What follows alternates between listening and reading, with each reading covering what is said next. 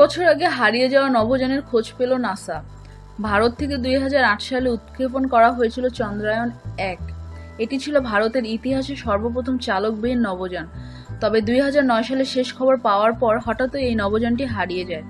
নাসার বিজ্ঞানীরা কিছুতেই এই নভোযানটির সন্ধান মেলাতে পারেননি। অত্যাধুনিক প্রযুক্তি এবং খুবই ছোট আকৃতির হওয়ায় এটির সন্ধান পাওয়া প্রায় অসম্ভব হয়ে পড়ে। তবে নাসার বিজ্ঞানীরা নতুন একটি স্থল রাডারের সাহায্যে এই অসাধ্য সাধন করতে পেরেছেন। তারা মহাকাশে দুটি চালকবিহীন নভোযান খুঁজে পেতে সক্ষম হন।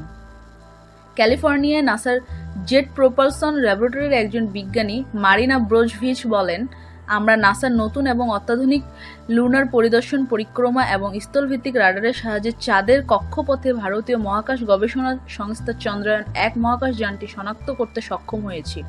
বিজ্ঞানীরা এই নতুন রাডারের সাহায্যে ভবিষ্যতে মহাকাশে বিভিন্ন ক্ষুদ্র বস্তু ও মহাকাশযান চিহ্নিত করার আশা ব্যক্ত করেন। নিত্য নতুন খবর পেতে আমাদের সঙ্গেই থাকুন এবং সাবস্ক্রাইব করুন।